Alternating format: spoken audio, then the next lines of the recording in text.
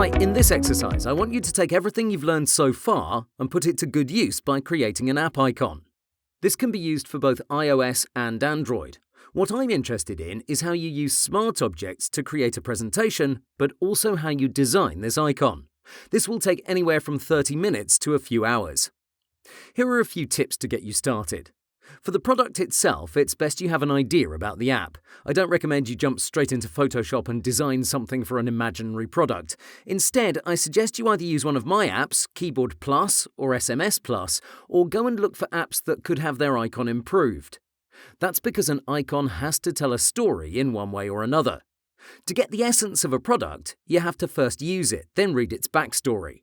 Both my apps have presentation sites where I showcase their qualities, plus you get to see my existing colour scheme.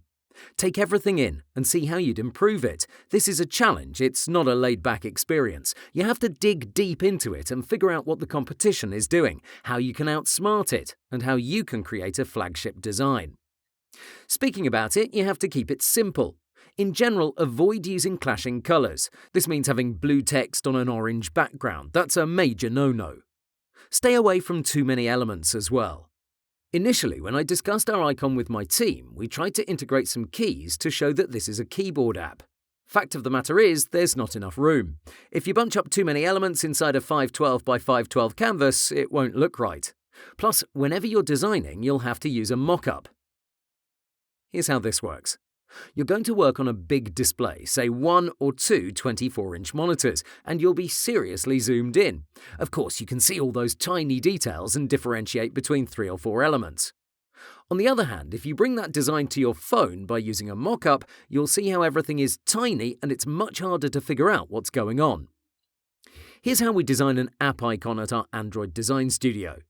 We take a screenshot on our phone from Google Play. Here we can see several competitor apps.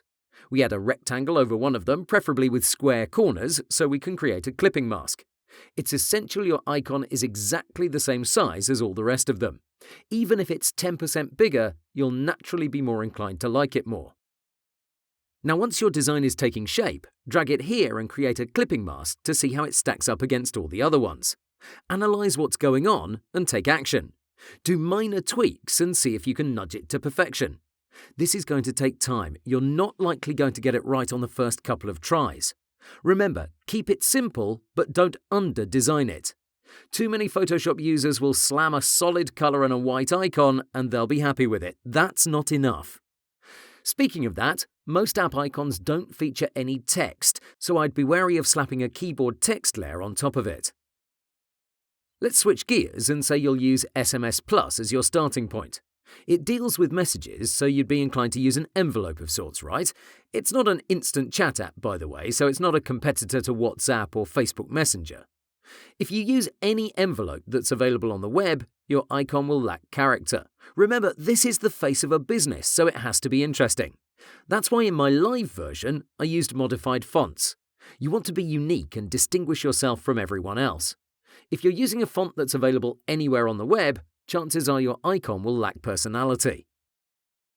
To sum it up, do your best to create a fantastic-looking icon. Show it at all sizes starting from 512 and take it all the way down to 32 pixels. In the screenshot, please also include a mock-up that shows your icon versus its competitors.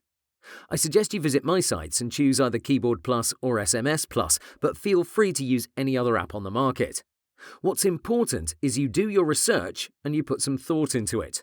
The same applies on iOS. I'm less interested about the platform differences and more so in your choices and your use of smart objects. So if you're an iPhone user, don't let this discourage you. Upload your work onto the platform and I'll be sure to give you my feedback. Other students may chime in as well, so you'll get a lot of constructive insight. Okay, please stop the course and get to work.